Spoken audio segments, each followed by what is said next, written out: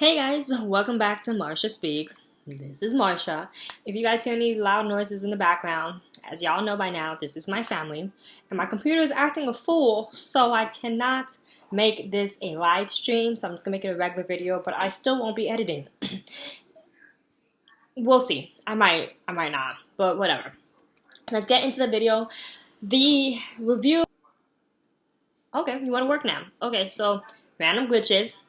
It was acting like it wasn't going to work. But anyways, yes, there's going to be another hiatus, I guess, until the end of March, which is fine. But it just seems like y'all purposely trying to kill the show. And that's not fair. Because I really like Charmed. But, here's acting a mess. But, let's get into it. Charmed Season 2, Episode 14 review, not the actual live stream. Because some people think that if you click on this episode, on my videos, that you guys will get streams of the episode, and I'm not even tech savvy enough to even make a live, barely. So I definitely don't have the capacity to be doing all the extra stuff. But we're gonna split the episode into 3 parts, which is Maggie by herself, Harry and Mel, because they seem to be always paired together, I've noticed, and I kind of like their dynamic together. And then Maisie by herself. So we found out in the beginning of the episode that Harry, well, we knew before, but Harry is linked to Jimmy, and if anything happens to one, happens to the other. If one gets killed, the other gets killed. That logic to me is very dumb. Because we know in the beginning, well, in the beginning it was very dumb because Harry has killed Jimmy and Jimmy has killed Harry and they both have revived. But I guess in this case it's more specifically if anybody else tries to kill one or the other, they both died. I don't know when we found this out, because the episode before, when it was the first white lighter and her dark lighter, that didn't make sense either, because I didn't know why they didn't just revive them, because didn't she commit suicide? So I guess if you kill yourself, it's like somebody else killing you. So you won't, like, you both get killed. I guess how they found out that if one dies, they both die. Whatever. They were very like skipping the logical steps for this reasoning, but whatever. So we find out that Jimmy is in trouble, and they need to find him and protect him. To do this, they each have their own game plan. Harry and Mel are gonna go out. They split the team between Harry, Mel, and Maisie and Maggie, but they didn't really stay with each other. Harry and Mel went forward to go look for Jimmy, and then Maisie's gonna step back and see if she can find a solution using science. And then Maggie thought that the reason why one of the spells, I guess, to try to separate the two Harrys requires the power of 3. So she's going to try to see if there's any way that she can help reinstate the power of 3 by getting the dagger that took Maisie's demon powers away. I thought it was interesting, but it's just getting annoying because it's like they always act like it's an external force, like it's somebody outside the group that's stopping the power of 3, when we have been noticing for a while now that it's probably something internal that's stopping the power of 3. Like, we've known based off of the original series and season 1 that the power of 3, it either gets stronger or weaker based off of the sisterhood itself. And if the sisterhood is barely functioning, then your power of 3 is barely functioning, which is exactly what it is right now. So I don't know why they keep on thinking that, oh, somebody outside them that's trying to stop them from getting their powers. When, let's be honest, from the beginning, you guys were not focused anyways on the power of 3. You guys let other things distract you from the power of 3 and from, like, magic in general, like, as we saw throughout the beginning of this season. So I don't know why now, because there's a big bad and a real one, not Abigail, is coming. Now you want to believe that, oh yeah, somebody else is like sabotaging us. No, you guys are sabotaging yourself. So that's frustrating. So as I said, they split up, and we're gonna do Maggie. Not Maggie. Yeah, we're gonna do Maggie first. So like I said, and in the thing about the external forces, Maggie thinks that the power of 3 is what's going to save Harry, which it probably will. And what's stopping them is Maisie. I just find it hilarious that consistently throughout this season and throughout the series, we are viewing Maisie and her fact that she's half demon, half witch, or whatever, as the weakest link of the sisterhood. I don't think her being a demon or her demon powers, lack thereof, is the weakest link of the sisterhood. I think each of you collectively are the weakest link of the sisterhood. Maybe Maisie herself and her doubts about herself is a weak link, but the fact that we always assume that Maisie's the weak link is getting annoying because she's the smartest one out of all of them. She used to be my favorite. That's probably why I'm like rooting for her, but it doesn't make sense. So from there, she bumps into Julian. No, that's not it. He bumps into Jordan. Too many J's. She bumps into Jordan, and Jordan is asking if he can help because, as we have been reintroduced again, to break the curse, he needs to tip the balance back. So his way of doing that is by helping the charmed ones, which again, that's probably logical. It's probably what's going to happen by the end of the season. So she uses Jordan as bait to get Abigail confused by saying that, oh, we're actually here for the power of 3. We're actually here for Jordan's curse and not the power of 3. And I'm like, you guys keep on thinking that Abigail's dumb and she's not. Like, at all whatsoever. So I don't know why that lame excuse you thought was going to work. You underestimate other people. You overestimate other people's idiocy and underestimate your own. Like, you really thought she was gonna fall for that? Okay, whatever. Of course, while they're, Jordan is distracting Abigail. Maggie goes to the dungeon. Essentially, there's steps in between, but she goes to the dungeon and finds Parker there. But Parker was not the initial target. It was, trying to get the dagger to see what did Abigail do to block the power of 3 when she was extracting the demon powers. Okay. Of course, that plan fails, like most of the, TV show plans fail. And Abigail has extracted the reason why they're here from Jordan, even though her logic, her assumptions was wrong, and meets Maggie in the dungeon.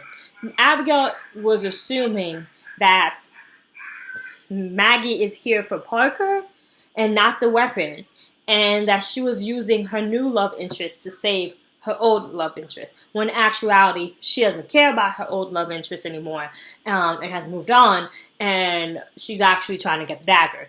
But once Abigail finds out and understands why she's really here, she just gives her the dagger. And that alone, if I was Maggie, would have told me that this plan is moot point at this point, because if she really did do something with the dagger to block the power of 3, then she probably would have made it a little bit harder for you guys to. She would have made it a little bit harder for you guys to get the dagger, and she just gave it to you guys. No, and again, Abigail actually doesn't think you guys are that smart, and you proved her right many times. So she's not gonna do a double take, as in let me.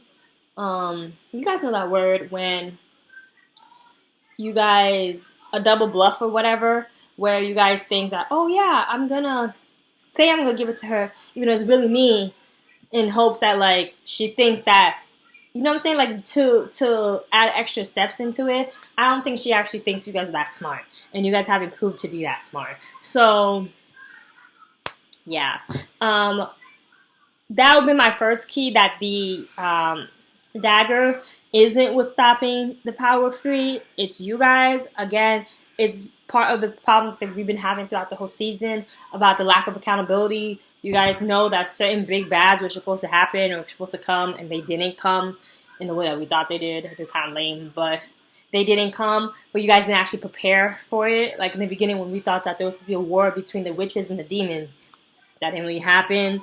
But when you thought there was, you guys didn't prepare accordingly. So it's that lack of accountability, responsibility, and preparedness that is still haunting you guys till this point of the season. So that's Maggie in her situation. She says hi to Parker. Parker helps her, but she leaves Parker in the dungeon. Ooh, okay. Next is Mel and Harry. And in this case, they're the ones that were the front runners for the plan of trying to find Jimmy and extract Jimmy from whatever situation that he's in that's dangerous. That because Harry has a connection with Jimmy, he saw flashes of wherever Jimmy was at the moment, and that's when he knew to go to some facility in Duluth.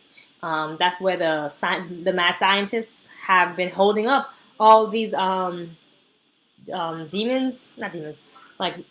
magical creatures.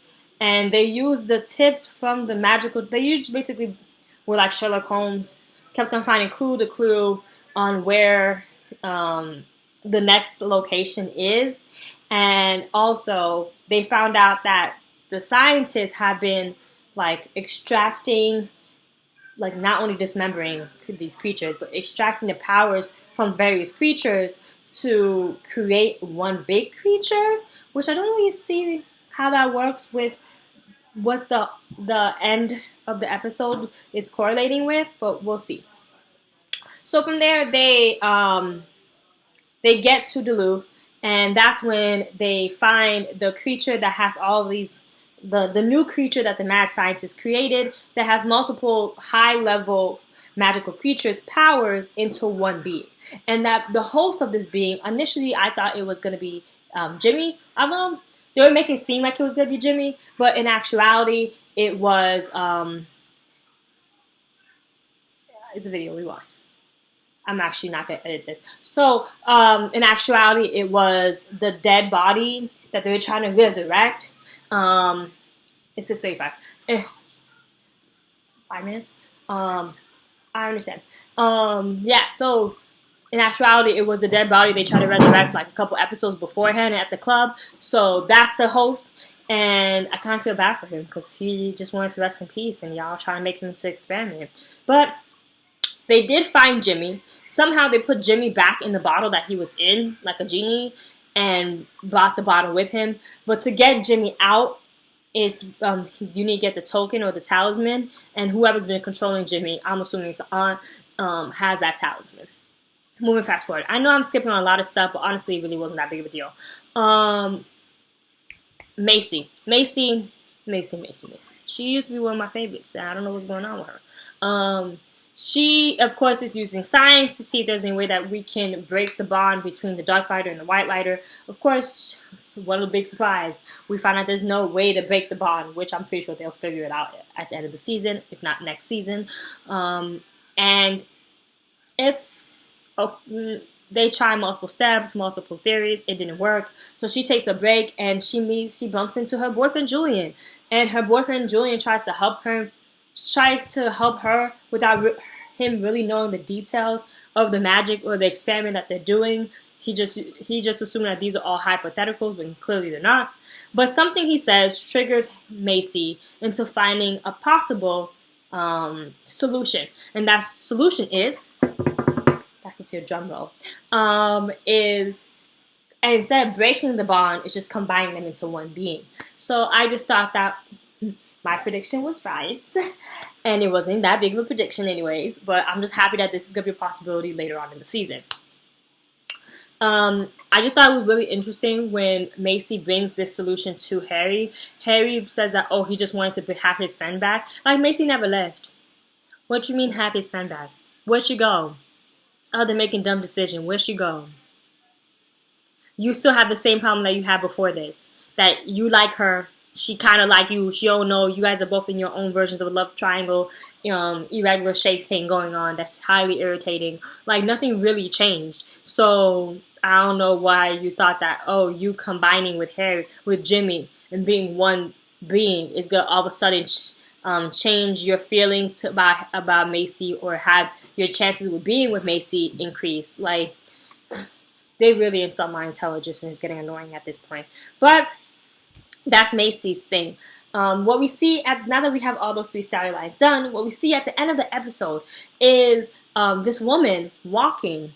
She's a white woman. I thought her feet were ashy. But this woman walking into a I'm going to have to edit this.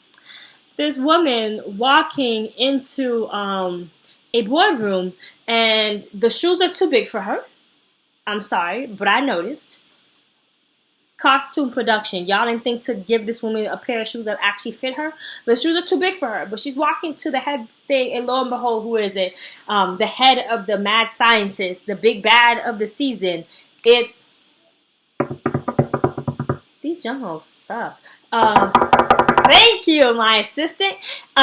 It's the aunt, Julian's aunt. I would like to say I predicted this. I was right. And it feels nice saying I was right. Because I told y'all the reason why my spirit didn't touch and agree with her. That's all I know. And I was right. Okay? And it feels great saying I was right. I still think that Julian may not know to the extent that his aunt is in this little mad scientist group. I think he knows a little bit, which is why he wasn't freaked out when Maisie was making all these hypothetical situations, when she was figuring out how to break the bond between the dark lighter and the white lighter. I just don't think that he knows that his aunt is evil.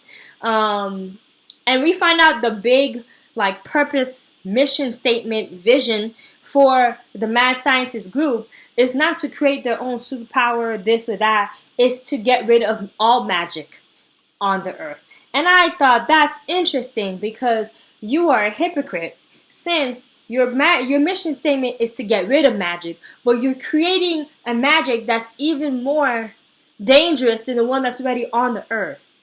How does that make sense? You combine 3 high-level creatures' powers into one real being who's unstable, and you think that this is going to get rid of magic. How, Sway? That doesn't make sense. I think that that's the actual mission statement of the organization, but in actuality, the aunt has her own agenda and is going to use the organization as her tool to get what she actually wants. That has nothing to do with the organization's mission. And that is my prediction. I kind of saw the next episode. It was giving me they're trapped in an insane asylum type of thing. It gave me that episode in the original Charm when the demon made Piper think that she was in an insane asylum. All the stuff that happened to them was her losing her mind, and it was a demon trying to get her to relinquish the power of 3. And I thought that that's the modern vibe it was giving me. I could be wrong. They could be going in a completely different direction. But that is my prediction. I like to commend myself because I've never been this short. It's 18 minutes, and this is where we're going to end the episode. I will see you guys for the next episode of Charmed, Season 2, Episode 15, whenever it comes out. And I will be doing... I won't be doing... what's that thing? Family or Fiance this episode, because this episode's couple is stupid. They're not ready, and I'm not wasting my breath and energy doing a video on that. But I will be doing a review on Love Goals. Later on, I'm going to rewatch episode 1, and if episode 2 comes out, I will watch that, and then review on Love Goals. I might do a review on a Zeus Network show, but I'll let y'all know later. But that's all I got for Charmed Season 2, Episode 14, and I will see you guys in the next video. Bye!